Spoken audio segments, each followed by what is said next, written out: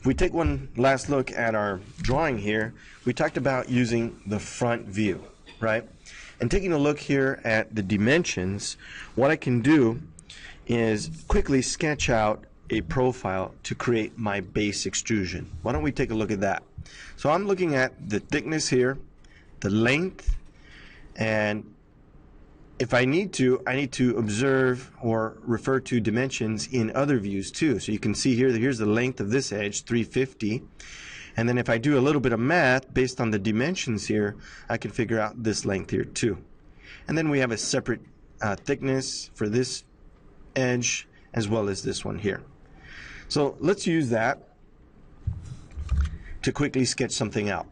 So now that I know that I'm going to be drawing in the front plane, I can select the front plane, and then again you can see the pet palette. Let's use sketch to create a new sketch.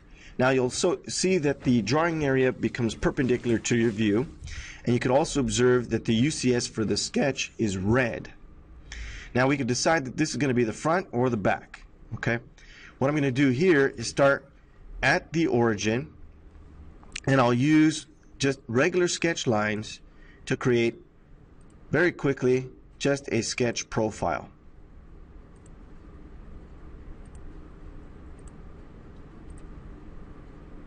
Now, without doing anything else, you can see that that represents the base profile, right?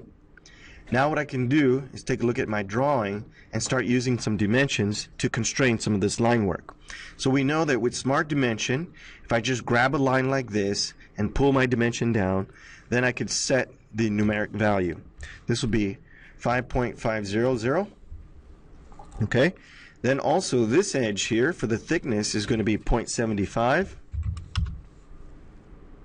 Right? And now you start to see what's happening here, right?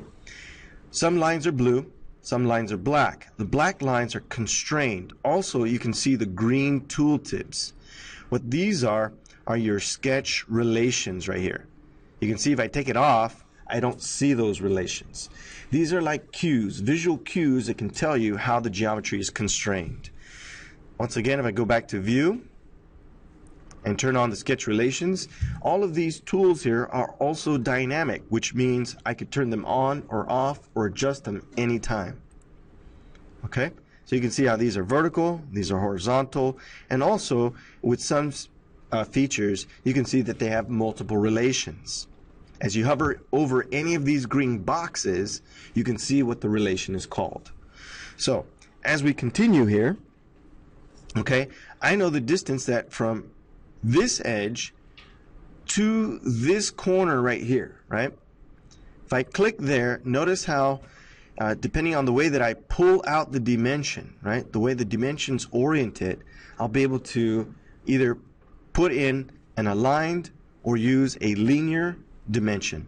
This one now is aligned, and this should be 350. Okay? Now also we have a thickness for this edge at 0.687. Okay, and then a thickness for this edge here at 0.750. And then finally the length here.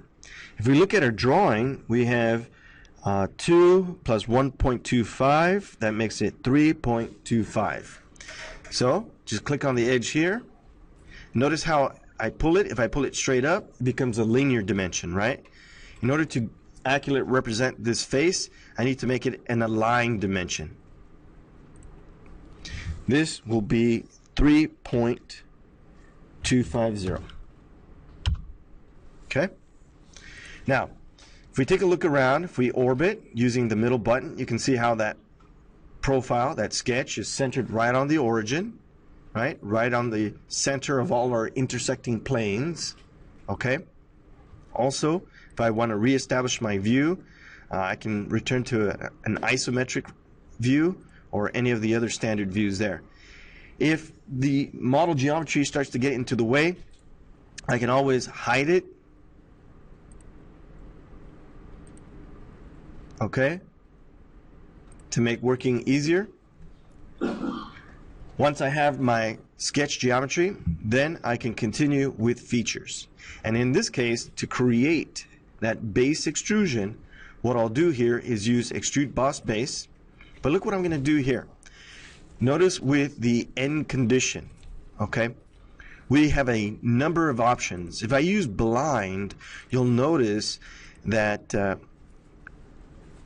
here what's going to happen is I can direct the extrusion in one or multiple directions independently, different dimensions as well, okay. And also I can decide to use contours instead of just profiles. So you can see here, these are all intersecting lines that I'm using to create a base extrusion, okay. So using this contour instead of just a blind extrusion, right, you can see I can use it dynamically too. I can use the tools in the drawing area to change the direction, right, or add direction. And as you can see there's two different dimensions, right? So I'm only going to go in one direction, and this direction I'll use midplane extrusion. What this does, it provides symmetry based on the central sketch, right? That's the idea. So here, if I take a look at the overall thickness, I believe the overall thickness is 250. So I can just punch that in there, and there's my base extrusion, okay? Now, using my heads-up display, I can return back to the isometric view, and if we take another look here, now the next step is, now that we have the base extrusion, we want to take a look at the other major features, right?